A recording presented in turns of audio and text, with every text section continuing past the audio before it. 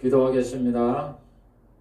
하나님 아버지, 요즘은 예수님에 대한 명칭을 살펴보고 있습니다. 하나님이 구약시대의 예수님에 대해서 여러 가지 명칭을 사용하여 그분이 이런 일을 하시게 될 것인가를 우리에게 미리 예언하시고, 예수님이 이 땅에 오신 후 예수님의 입을 통해서, 사도들의 입을 통해서, 이스라엘 백성의 입을 통해서 그 명칭을 사용함으로 구약의 명칭에 대한 예언을 성취했던 것을 살펴보고 있습니다. 우리 하나님께서 이 생명의 말씀, 은혜의 말씀, 이 복된 말씀들을 잘 우리가 깨닫고 믿음을 가질 수 있도록 성령으로 충만케 해 주시옵소서.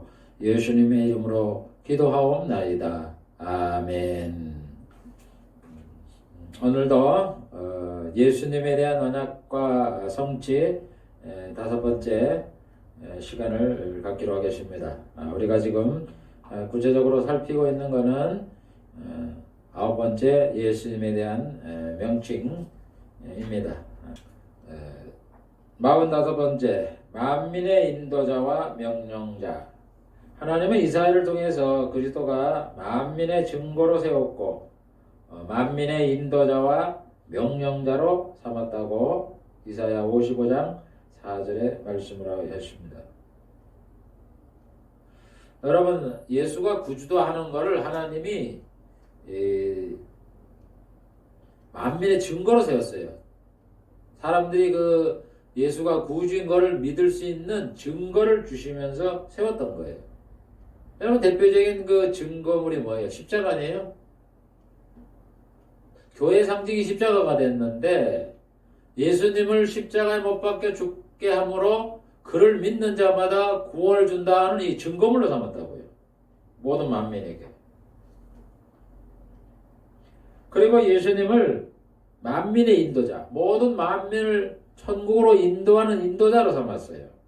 또 그분을 명령자로 삼았어요. 그래서 예수님은 자기가 만민의 인도자요, 만민의 명령자며 만민의 증거다, 이걸 말씀을 통해서 하십니다.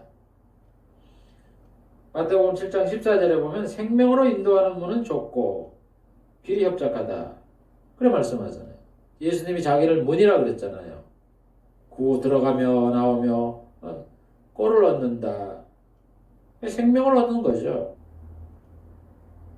그 다음에 문지기는 그를 위하여 문을 열고 양은 그의 음성을 듣나니 그가 자기 양의 이름을 각각 불러 인도하느니라. 인도한다고요. 인도자죠. 그 다음에 예수님은 만민의 명령자다. 그걸 예수님이 스스로 밝히십니다. 요한복음 12장 50절에 보면 나는 그의 명령이 영생인 줄 아노라. 그러므로 나의 이르는 것은 내 아버지께서 내게 말씀한 그대로 이르노라 하시니라. 하나님이 아들 예수님에게 명령한 그 명령의 핵심이 뭐냐?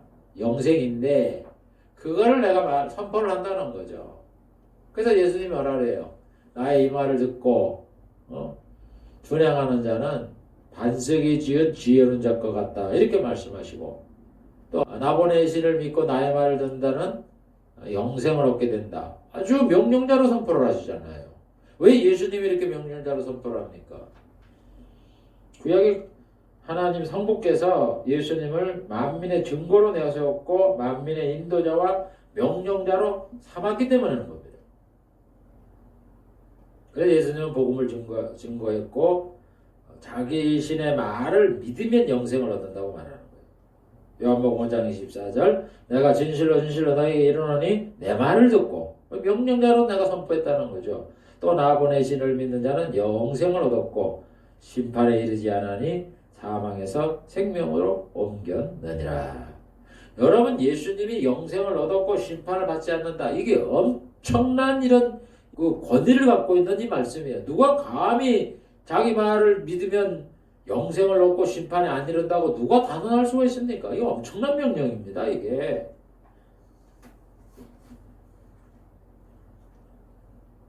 그래서 예수님은 만민의 명령자요 인도자라고 하나님은 명칭을 붙였던 겁니다.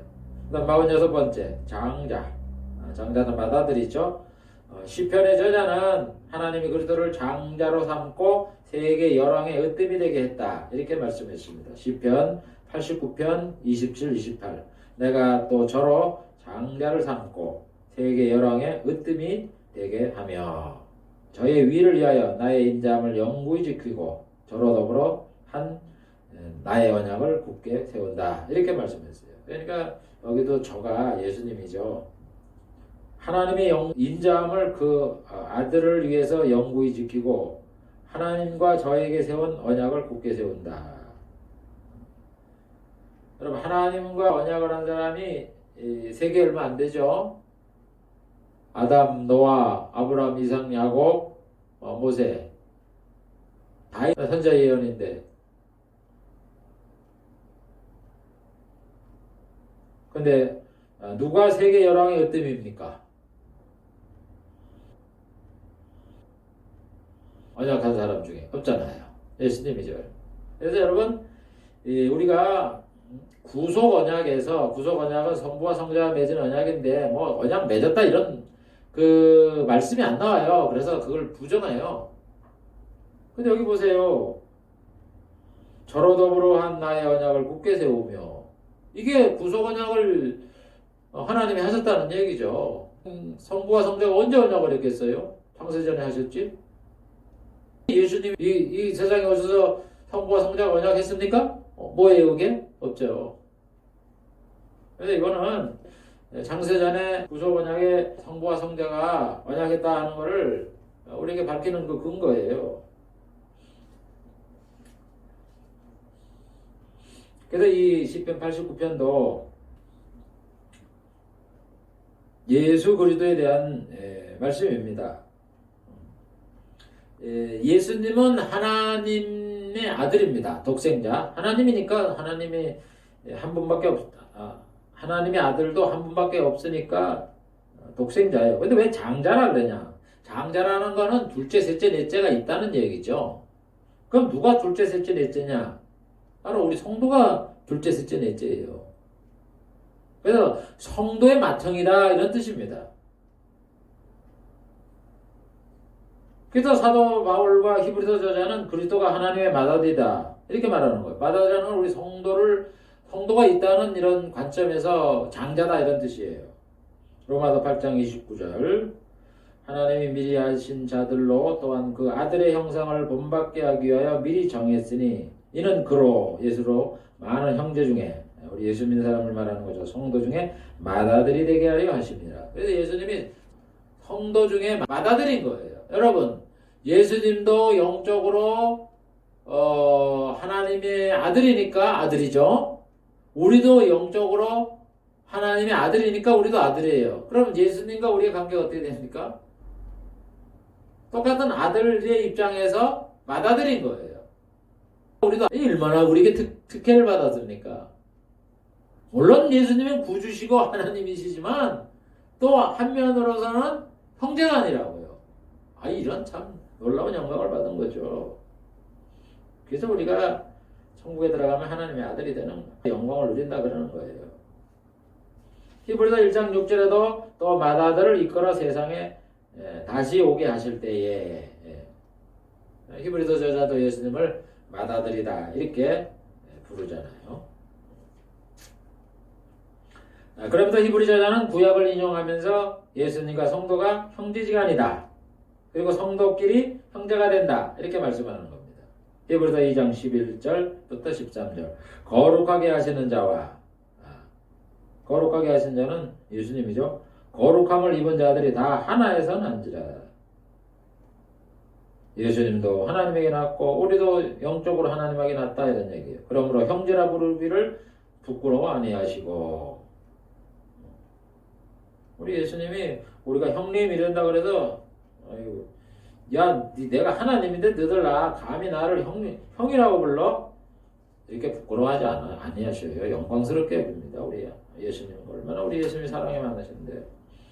그래서 구약을 인용을 합니다. 이르시되 내가 주의 이름을 내 형제들에게 선포하고 여러분 성경에 보면은 이렇게 표현하는데 내가 1인칭으로 말씀하는 게 가끔 나와요. 1인칭. 나, 너 이런 표현이 나오는데 이게 예수님이죠. 내가 주의 이름을 내 형제들에게 선포하고 성부의 이름을 성도들에게 선포한다 이런 얘기예요. 내가 주를 교회 중에 찬송하리라 하셨다. 이 예수님에 대한 예언이다 이런 얘기예요. 그래서 그 인용한 게 시편 22편 22절이에요. 내가 주의 이름을 형제에게 선포하고 회중에서 주를 찬송하리다. 그래서 예수님의 또 하나의 명칭은 장자예요. 장자, 맏아들. 이거는 성도를 포함해서 우리 예수님을 구별해서 장자, 맏아들 이렇게 표현하는 겁니다. 그럼 47번째 하나님. 하나님 이사야를 통해서 그리스도가 하나님이다. 이거를 밝힙니다. 이사야 9장 6절. 이는 한 아기가 우리에게 낳고 한 아들을 우리에게 주신 바 되었는데 그 이름은 기묘자라. 그러면서 전능하신 하나님이라. 영존하시는 아버지다. 여러분 그리스도가 하나님이고 삼위일체 되시는 분이에요. 영존하신 아버지. 예수님을 보고 영존하신 아버지라 그래요. 삼위일체시니까. 그분이 아들로 우리에게 태어났다. 이 성육신이에요. 하나님 인간 됐다. 육신을 입고 태어났다. 그러니까 예수님이 하나님이라는 거예요. 그래서 예수님을 보고 하나님이라는 게 뭐 이상합니까? 근데 그걸 이상하게 얘기했잖아요. 누가? 대제사장이. 네가 하나님의 아들 예수냐? 네가 말하야 했느니라. 그러니까 뭐라 그래? 옷을 찢으면서 더 딴 거 이제 신문할 필요 없다. 이게 너를 죽일 만한 물증이다. 예수님을 죽이려고 자기 안 죽이고 이제 핏값을 자기가 안 돌리려고 하려고 로마의 그 총독한테 고발하잖아요. 예수님이 하나님의 아들이 아니면은 하나님이 아니시면 이사야는 왜 9장 6절에 이 예언을 했습니까? 여러분 성경을 보면요. 자꾸 예수님을 사람이라는 사람이 이상한 사람이야. 그 사람들 안 그래죠. 저 예수 믿는 사람들은 예수님을 보고 하나님이라고 합니다. 정신 나간 사람들이지. 당신들이 정신이 나가도 내가 보면. 성경 보세요. 성경 보고 나서 예수님을 사람이라는 사람이 이상한 사람이지. 그래서 예수님은 하나님이에요. 그래서 하나님 부르잖아요. 우리가 뭐라 해요? 주여 주여 그러잖아요. 주가 뭐예요? 하나님이라는 뜻이에요. 그래서 바울은 그리스도는 하나님이나 동등함을 버리고 자신을 비워 종으로 사람이 되셨다. 이렇게 빌립보 2장 6절 7절에 말씀하는 겁니다. 예수님 하나님이셔요. 인간으로 육신의 몸을 입고 태어났죠. 48번째 하나님의 아들. 이거는 삼위일체를 생각을 해서 예수님이 하나님의 아들 성자다 이런 뜻을 갖고 있는 거예요. 그래서 예수님이 세례를 받을 때 변화산에서 예수님이 자신의 아들이라고 하나님이 공인을 하잖아요. 마태복음 3장 17절 하늘로서 소리가 있어 말씀하시되 세례를 받고 올라오실 때 말하는 겁니다. 이는 내 사랑하는 아들이요 내 기뻐하는 자라. 하나님은 예수님이 하나님의 아들이라고 해요. 사랑하는. 그 다음 변화산에서도 보면 마태복음 17장 5절 말할 때 호련히 빛난 구름이 저희를 덮으며 구름 속에 소리가 나서 가로되 이는 내 사랑하는 아들이요 내 기뻐하는 자니. 똑같이 하나님의 아들이라고 성부께서 하늘에서 말씀을 하신 겁니다. 그래서 예수님도 자신이 하나님의 아들이라고 대제사장 앞에 그러잖아요. 대제사장이 가로되 내가 너로 살아계신 하나님 앞에 맹세하게 하노니 네가 하나님의 아들 그리스도인지 우리에게 말하라. 네가 하나님의 아들이냐 이런 얘기, 하나님이냐 이런 얘기예요. 그러니까 예수님이 가라사대 네가 말했다. 네 말이 맞다는 얘기죠. 그래서 사도들도 예수님이 하나님의 아들이라는 거예요. 너희 가운데 전파된 하나님의 아들 예수 그리스도는 예하고 아니라 함이 되지 아니하였다. 고린도서 1장 19절, 히브리서 4장 14절. 그러므로 우리에게 큰 대제사장이 있으니 곧 하나님의 아들 예수시라. 요한일서 3장 8절 하나님의 아들이 나타난 것은 마귀의 일을 멸하려 하심이니라. 여러분, 예수님 하나님의 아들이에요. 이렇게 하나님의 아들을 가지고 아니라는 게 참 이상한 거지. 그래서 지옥 가는 거는요, 안 믿어서 그래, 안 믿어서. 이렇게 하나님의 아들을 하는데 왜 안 믿습니까, 그거를? 뭐, 죄를 많이 짓고, 뭐, 이런 것도 조금 있는지 모르지만 나는 그거라고 생각을 안 해요. 결정적인 게 뭡니까? 왜 안 믿습니까? 우리 의식만 바꾸고 마음만 바꾸면 되는 거를. 49번째, 주는 하나님이라고 그랬죠? 구주, 구원해 주시는 하나님이다. 다윗은 예수 그리스도를 자신의 주라고 말했습니다. 시편 110편 1별. 여호와께서 내 주에게 말씀하시기를 내가 내 원수로 내 발등상 되게 하기까지 너는 내 우편에 앉으라 하셨도다. 여기 여호와가 나오고 주가 나옵니다. 그러면 여기 주는 이 사회에서 뭐 선생님, 자기보다 높은 사람, 뭐 이런 사람을 주라 그랬다. 아이고, 그렇게 해석하지 마세요. 선생 그런 사람들이 여호와 우편에 보좌지 않습니까? 그래서부터 성경을 배웠나니 성경을 잘 배워야지. 여러분 여기 얘기하잖아요. 성경에 이 말씀을 보고 해석을 해야지.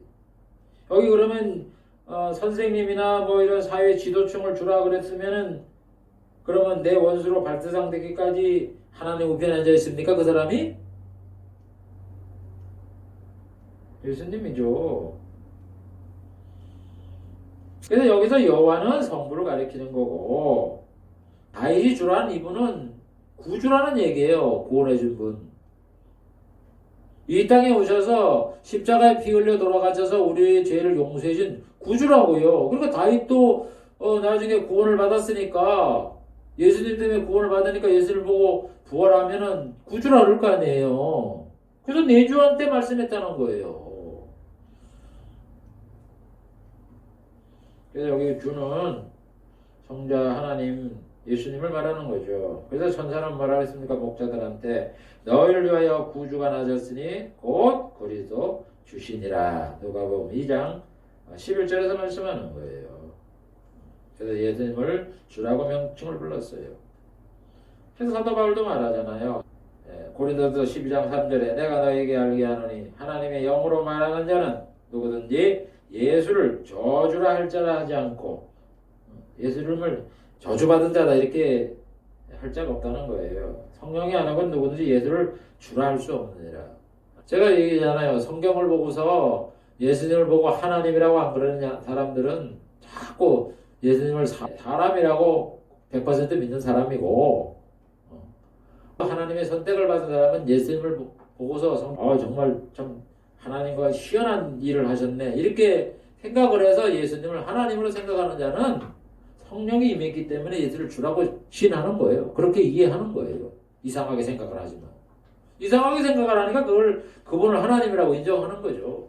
이상하게 하지 않는 그 자체가 벌써 선택받은 자가 아니에요. 그렇게 해서 또 다른 명칭은 주다, 구주다 이렇게 예수님을 불렀던 겁니다. 50번째 심판주.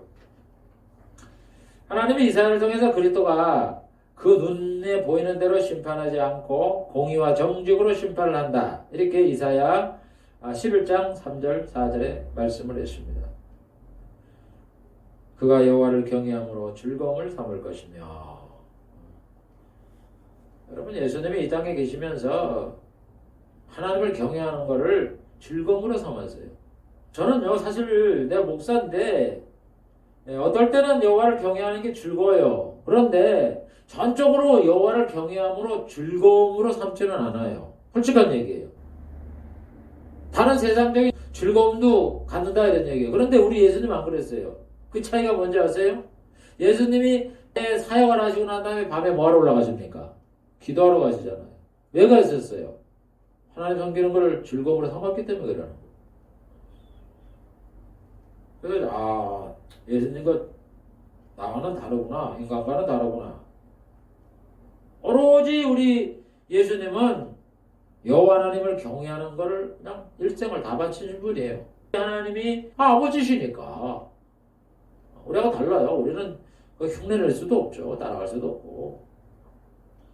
그분이 눈에 보이는 대로 심판지 아니하며 귀에 들리는 대로 판단지 아니한다. 공의로 심판을 하고 정직으로 판단할 것이다. 그게 예수님에 대한 예언이죠. 그래서 그가 삼인칭 단수 원래 대명사라는 거는 앞에 명사를 제기하고 그가 이렇게 해야 그 사람이 목자인지 선생님인지 아버지인지 근데 그런 명사를 제시하지 않고 그가 그러면 예수님에 대한 예언입니다. 그래서 이 이사야의 예언은 뭡니까? 예수님이 심판주다 이런 얘기. 눈에 보이는 대로 심판하지 않고 공의로 심판한다 그러니까 심판주라는 거죠. 심판자라 그랬으니까 예수님이 또 자기가 심판자라고 말씀을 하는 겁니다. 성경에서. 요한복음 5장 22절 아버지께서 아무도 심판하지 아니하시고 심판을 다 아들에게 맡기셨으니 제가 우스갯소리를 얘기했잖아요. 아니 누가 물어봤냐고. 여러분 물어봤어요. 뭘 물어봤느냐. 구약의 하나님이 이사야에게 우리 하나님이 심판자, 예수님은 심판한다, 공의로 심판한다 이렇게 말씀을 했기 때문에 그 영혼 속에서 정말 예수님이 그 심판주냐 이렇게 묻는 거예요. 영적으로. 그래도 예수님은 그거를 답을 하는 거예요. 아버지께서 아무도 심판하지 않고 심판을 다 아들에게 맡겼다. 아들에게 맡겼으니까 예수님이 심판주잖아요. 그러니까 내가 심판주다. 쉽게 얘기해서 이사야 11장 3절 4절에 예언한 심판주가 나다. 이렇게 말씀하는 거예요. 물어본 거죠. 영적으로. 그러면서 재림을 얻어서 세상의 모든 사람을 모아놓고 심판을 하신다. 마태복음 25장 31절 33절 인자가 자기 영광으로 모든 천사와 함께 올 때 자기 영광의 보좌에 앉으리니 모든 민족을 그 앞에 모으고 각각 분별하기를 분별히 심판하는 거 아니에요. 그래서 아버지께서 자기에게 맡겼기 때문에 재림할 때 시기를 가르쳐 주는 거고 응? 거기에 심판받을 그 대상 모든 민족이라고 가르쳐 주잖아요. 그리고 그 형벌은 뭐냐?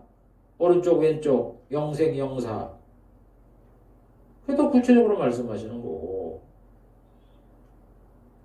예수님 심판주예요. 그래서 사도 바울도 예수님이 심판을 하므로 그것을 그리스도의 심판대다 이렇게 말씀한 거예요. 고린도후서 5장 10절 이는 우리가 다 반드시 그리스도의 심판대 앞에 드러나 각각 선악간에 그 몸으로 행한 것을 따라 받으려 합니다. 그래서 사도 바울은 예수님이 심판을 하기 때문에 그리스도의 심판대다 이렇게 말씀하고 있습니다. 신학을 하는 분들 중에 이 불신하는 게 뭐냐 하면은 정통으로 이단자가 아닌 그런 목사님들 중에 복락이 두 개인 걸 잘 안 믿어요.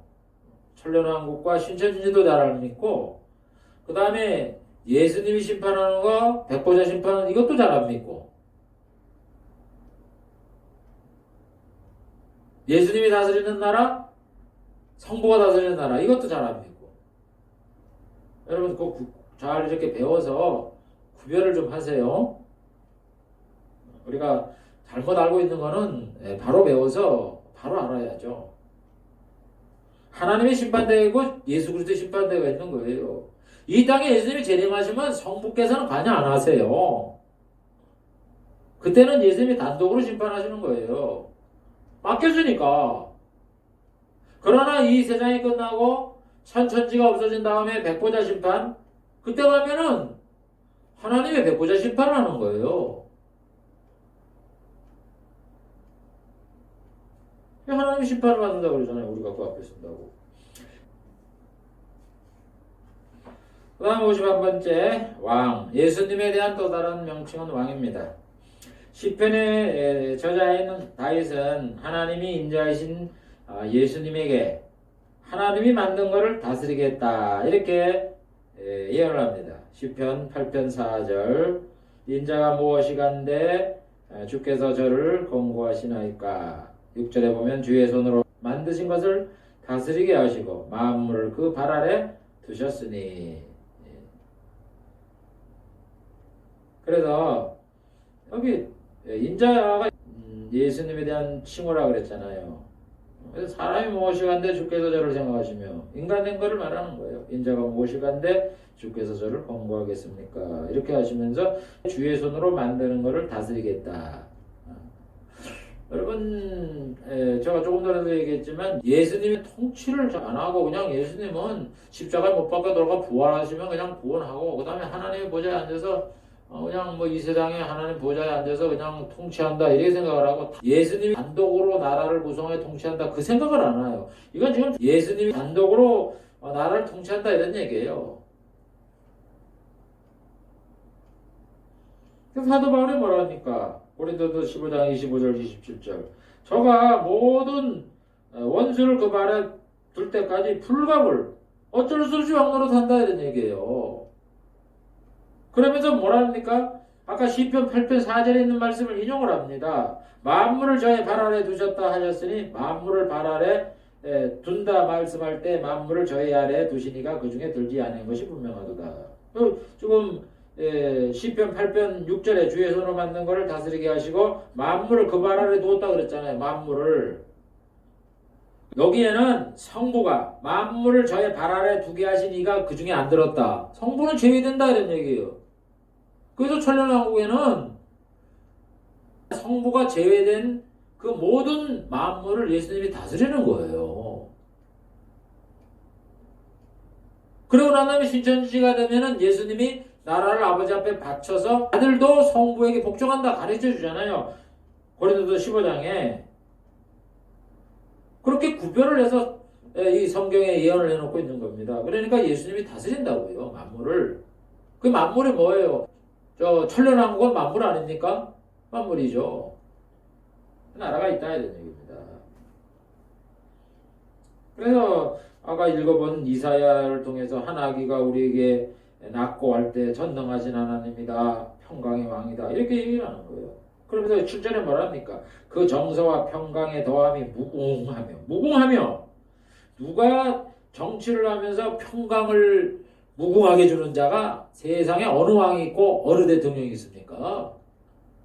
다 자기 앞가림 하느라고 부정부패와 불의를 행하는데 바쁜 사람들이 다 이제 위에 앉아 그 나라를 굳게 세우고 만한 왕이다 얘기예요. 미가 선지자도 그의 군번이 상고요 태초인 이스라엘을 다스릴 자가 나온다. 미가 5장 2절 베들레헴 에브라다야 너는 유대 족족 작을지라도 이스라엘 다스릴 자가 내게서 내게로 나온다. 이스라엘 다스릴 자가 나온다고요. 죽으시고 부활하시고 하늘에 올라가서 지금 뭐 이스라엘 영적으로 다스린다. 대체 뭘 다스리고 계시는 거예요? 하나님이 이스라엘 가나안 땅에 주면 영원한 안식을 주겠다 그러는데 이스라엘에 안식이 있어요?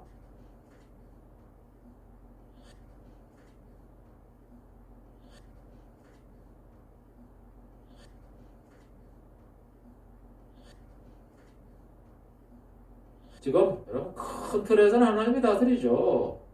그러나 예수님이 오셔서 우리에게 평강을 주기까지는요. 이 세상은 불의가 충만해요. 그러니까 대환란을 통해서 불의를 제거하는 거지. 그러니까 이 통치를 잘 우리가 이해해야 돼요. 세상 통치는. 지금 악한 세력이 강대국에서 예언한 것처럼 용이 말이죠. 모든 권세를 나라에 주고 왕을 주는데 그 사람들이 대통령이 되고 이러는 거지. 그래서 선자들의 이 말씀 모두 예수님이 왕이다. 다스리신다. 이런 뜻이에요. 그럼 언제 다스리냐? 천국에서 다스린다 이런 얘기입니다. 그걸 여기 말씀하고 있는 거예요. 그래서 예수님은 자신이 왕이라 그러면서 뭐 예수님이 뭐라 그래요? 내 나라는 세상에 속하지 않았다. 그 말하는 거예요. 여러분 지금 예수님이 부활해서 하나님 우편에 얹어 있으니까 예수님이 다스린다. 맞아요. 그 말 맞아요. 그렇다 그래서 그 다스리는 그 자체가 하나님이 예수님에게 나라를 맡겨서 평강에 무궁한 그런 나라를 다스리고 있는 게 아니라고요. 예수님이 그러잖아요. 내 나라는 이 세상에 안 섞겠다고. 이 세상에 안 속겠으니까 예수님이 모든 나라를 멸하고 새로운 나라를 천국을 건설할 때 비로소 예수님이 통치를 하게 되므로 평강이 무궁한 공의가 살아있는 그런 정치가 태평의 세대가 오는 거예요. 복락의 세대가 오는 거예요. 우리가 그거를 안 믿는 사람한테 잘 전도해서 분별을 해야지. 불의를 행하는데도 불구하고 그게 마치 하나님이 다스리는 것처럼 얘기를 하면은 불신자들이 그걸 보고 아이고 예수 믿는 자들 뭐 어쩌고저쩌고 얘기하면 양심이 없네. 여러분 전도의 문을 가로막는 거예요. 그런 것들이 똑바로 알아야죠. 하나님이 그렇게 불의가 가득한 여러분 우리가 사람 간증을 할 때도 똑같아요. 무슨 예수 믿는 사람들 무슨 정치가로 세우고 그러면 그 사람이 사람이잖아요. 그러니까 불의를 행하면 그건 하나님이 원치 않는 그런 겁니다. 하면서 우리가 그 사람이 하나님 말씀을 안 지켰고 하는 거를 우리가 다 밝히고 그래야지. 불의를 행하는 것도 말이지 하나님의 은혜의 축복이다 이래가면서 가르쳐서 그런 이야기를 듣고 난 사람들이 뭐라 그랬어요? 예수 믿는 사람 보니까 전부 엉터리구나. 그래서 그 사람 예수 믿겠습니까? 마치 이스라엘 사람들이 말이죠. 불의를 행함으로 인해서 이방의 그 복음을 전하는 하나님의 영광을 가리듯이 말이죠. 우리가 하나님의 축복 잘 말씀하세요. 똑바로 알고 하나님의 영광 가리지 말고.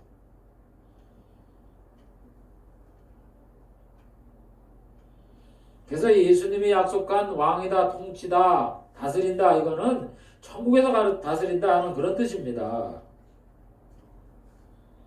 다음 52번째 임마누엘. 우리 예수님은 임마누엘이십니다. 하나님이 이사야를 통해서 보라 처녀가 잉태하여 아들을 낳을 것이요 그 이름을 임마누엘이라 하리라. 그래서 마태가 그거를 인용을 하면서 임마누엘이라고 말을 하는 거예요. 아들 낳을 이름을 예수라 하라. 그러면서 이는 자기 백성을 저희 죄에서 구원할 자심이라 하니라. 그러면서 이 모든 일이 된 것은 주께서 선제로 하신 말씀을 이루려 하심이니. 그러면서 보라 처녀가 잉태하여 아들 낳을 것이로 그 이름은 임마누엘이 하리라. 이걸 인용을 하면서 임마누엘 된 분이 이분이다. 이렇게 밝히는 거예요. 성취됐다고. 그래서 임마누엘은 말 그대로 임마누엘 히브리어죠. 하나님이 우리와 함께 하신다 이런 뜻이에요. 함께 한다는 것은 하나님이 인간이 되어서 우리와 함께 산다 이런 얘기죠. 그래서 33년간 제자들과 같이 사신 거예요. 그게 임마누엘이에요. 그래서 여러분 임마누엘은 무슨 초림 때만 얘기하는 게 아니죠. 초림 때 세상에서 사셨고 재림한 우리와 같이 안 삽니까?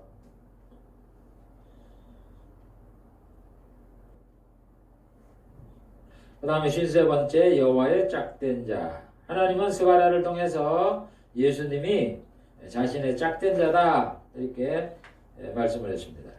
스가랴 13장 7절 만군의 여호와가 일어나라 말하노라 칼아 깨어서 내 짝된 자를 치라 목자를 치면 양이 흩어지려니와. 이게 예수님이 겟세마네 동산에서 그 관원들에게 잡힐 때 그걸 예언한 거다 그랬죠.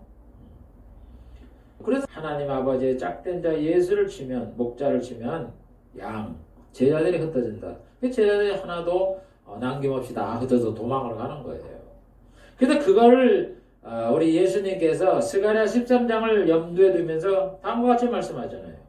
마태복음 26장 53, 54 내가 내 아버지께 구하여 지금 12영 더 되는 천사를 보내시게 할 수 없는 줄로 아느냐. 군대 편제 단위가 영이란 말입니다.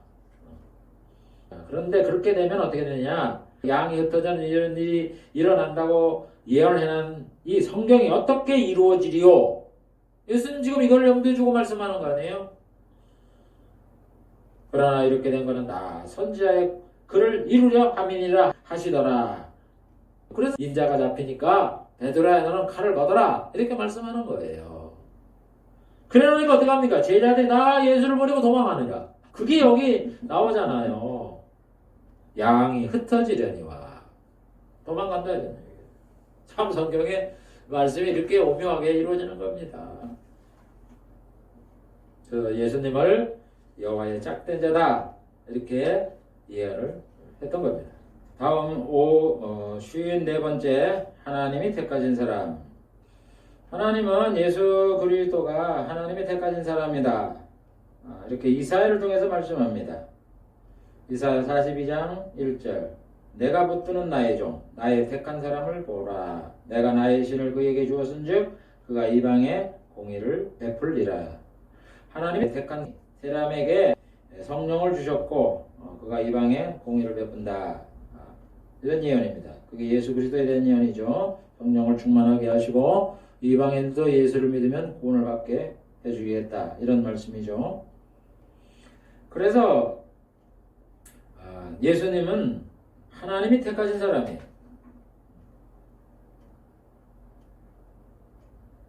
그래서 시편 89편 3절에도 보면 주께서 이르시되 내가 나의 택한 자와 언약을 맺으며 이렇게 말씀이 나와요. 내 종 다윗에게 맹세하기를. 그래서 여러분 언약을 우리가 배워봤지만 다윗에게만 언약한 게 아니에요. 이 말씀이 시편 89편 다윗이 예언을 했기 때문에 다윗에 대한 예언이다. 맞습니다. 그런데 그것뿐만 아니라 예수님에 대한 그 언약을 했다는 걸 여기 또 표현하고 있는 거야.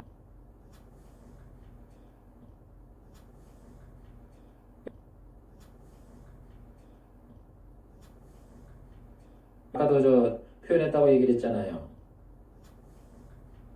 그래서 하나님이 택한 자와 언약을 맺습니다. 아담이든 아브라함이든 이삭이든 야곱이든 모세든 다 하나님이 택한 자입니다. 뿐만 아니라 우리 예수님도 하나님이 택해서 이 땅에 오셨어요. 하나님의 아들이지만 구주로 택했잖아요. 그래서 여기 이사야 42장 1절에 말하는 거예요. 나의 택한 사람을 보라. 내가 나의 신을 그에게 주었은즉 그가 이방에 공의를 베풀리라. 예수는 성자로서 이 땅에 오셔서 인류의 죄를 지시고 죽으실 구주로 하나님이 택했어요. 그 때문에 예수님도 하나님이 택하신 사람이에요. 그래서 하나님이 변화산에서 예수를 자기가 택했다라고 여기 누가복음에 말하잖아요. 누가복음 9장 35절. 이 구름 속에서 소리가 나서 가로되 이는 나의 아들 곧 택함을 받은 자니 너희는 저의 말을 들으라. 이 변화산에서 일어난 일이에요.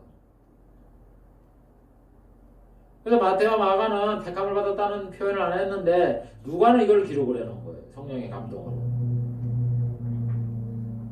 여러분 예수님도 똑같이 하나님의 종으로 왔잖아요. 그러니까 하나님의 종인 언약을 맺은 이 당사자들, 언약을 선포한 이 당사자들이 아담이라든가 그다음에 노아라든가 아브라함이라든가 모세라든가 다윗이라든가 똑같이 다 그런 분들을 하나님의 종이라 그러잖아요. 선자들도 하나님의 종이라 그러고.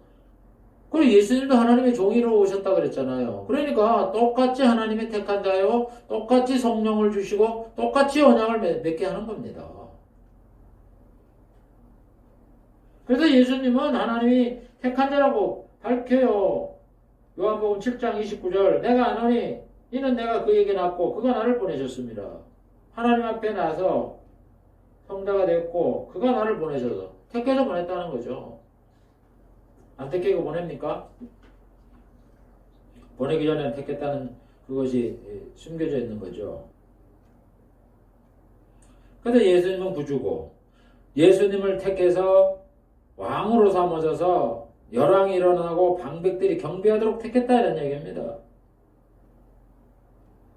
이사야 49장 7절 여호와께서 이와 같이 이르시되 너를 보고 예수님이잖아요. 너 열왕이 일어서며 방백들이 경배하리니 이는 너를 택한 바. 택했잖아요. 너를 택해서 열왕이 일어서고 방백이 경배하도록 왕으로 선택을 했다. 이런 말씀이죠. 그래서 예수님은 하나님이 선택한 분이에요. 우리가 똑같이 선택한 분이에요. 그러니까 성부가 성자를 그렇게 선택했다는 그 자체가 조금 격이 안 어울리잖아요. 똑같은 하나님이 삼일체는 권세와 능력이 동등하다 그랬는데 뭘 또 예수님을 또 선택을 했다 그러고 그게 예수님의 겸손함의 위대성입니다. 그래서 사도 바울이 하나님과 동등됨을 취할 것으로 여기지 아니하시고 자신을 비워 종으로 사람이 됐다 이런 얘기예요. 그래서 예수님 이게 엄청 위대한 거예요. 우리 인간과 똑같이 취급을 받으시잖아요. 다음 55번째, 두 번째 아담. 여러분, 우리 예수님을 아담이라 그래요. 사도 바울의 말씀에 의하면 아담은 누구냐? 오실 예수 그리스도의 모형이다. 이렇게 말을 해요. 모형은 어떤 실물과 닮은 그런 것들을 모형이라고 그러잖아요. 거푸집, 모형, 그림자 이런 뜻이죠. 로마서 5장 14절 아담은 오실 자의 표상이라. 표상, 모형이다 이런 얘기예요. 표상이라. 오실 자는 누굽니까? 예수님이잖아요. 지금 사망과 생명을 로마서 5장에 설명을 하면서 아담 한 사람으로 인해서 아담의 범죄로 인해서 사망이 온 인간에게 임한 것처럼 한 번 예수 그리스도의 의로운 행동, 십자가에 피 흘려 돌아가시는 이 은혜로 인해서 우리 영생을 얻게 된다. 그걸 지금 말씀하면서 아담은 오실 자의 표상이다, 모형이다 이렇게 말하는 거예요. 그래서 여러분 모형이론, 모형이라든가 뭐 표상, 그림자 이런 거는 다 똑같은 말인데 그거는 바로 뭐냐? 하나님이 이 세상을 창조하실 때에 예수 그리스도를 염두에 두고 하신 거예요. 그러니까 아담을 통해서 범죄를 해서 모든 사람들이 죄인이 되잖아요. 죽잖아요. 생각을 해보시라고 가만히. 성경을 말씀에 의하면 우리가 죽는데 아담이 범죄해서 죽는다는 거예요. 억울하지 않아요? 한면으로 보면 그래서 예수를 안 믿는 사람들이 많아요. 처음엔 저도 조금 내가 왜 아담 때문에 왜 내가 죽나, 이 세상에 저주를 받고 병에 걸리고 이렇게 사나 그런 생각이 들어요.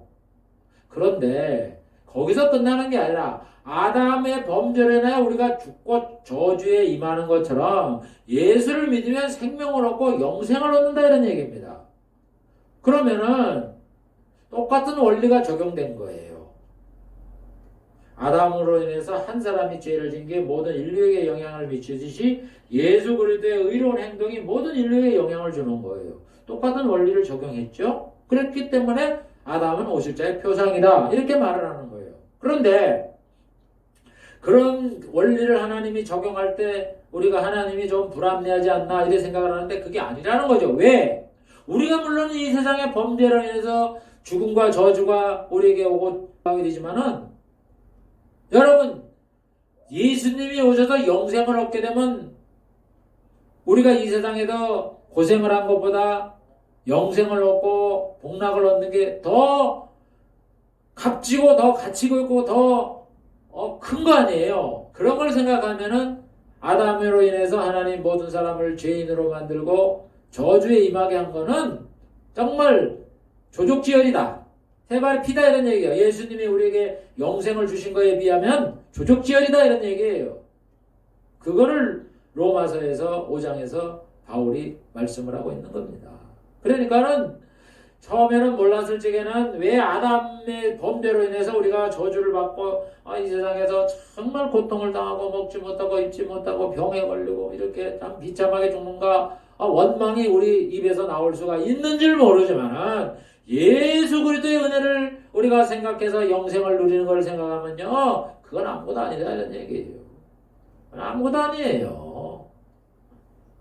이 세상에서 고생하면 뭐 7, 80밖에 더 해요. 그러나 천국에 가면 영원토록 영생 복락을 누리며 사는데 그게 예수님으로 인해서 얻어지는 건데 그 가치가 얼마나 이 세상에서 아담으로 인해서 저주받은 거에 대하겠습니까? 비교가 됩니까 그게?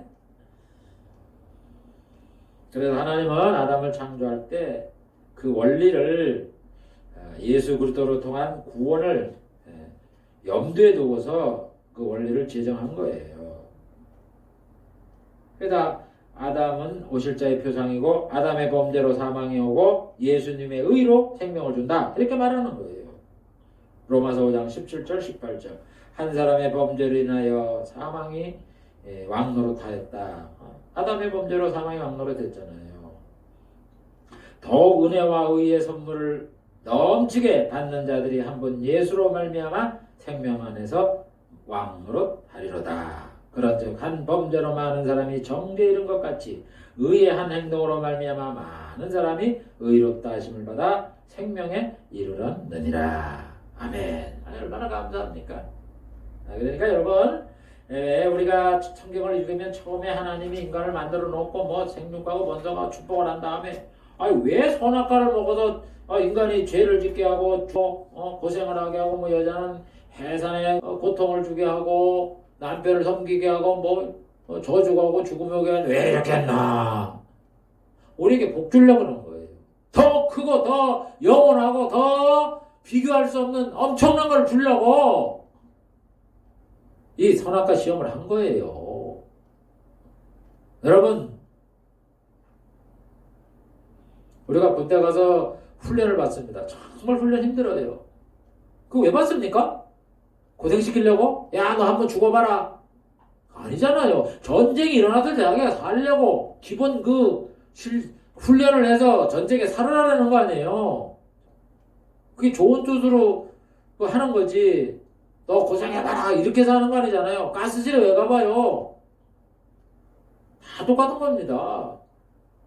자력으로 너희들이 구원을 받을 수 없다. 불완전하여서 구원을 받을 수 없다. 그거보다도 하나님의 은혜로 예수 그리스도를 믿음으로 구원을 받는 것은 영원하고 안전한 거다. 그렇게 해서 우리들에게 선악과 시험을 한 거예요. 하나님의 깊은 사랑이 있는 거지.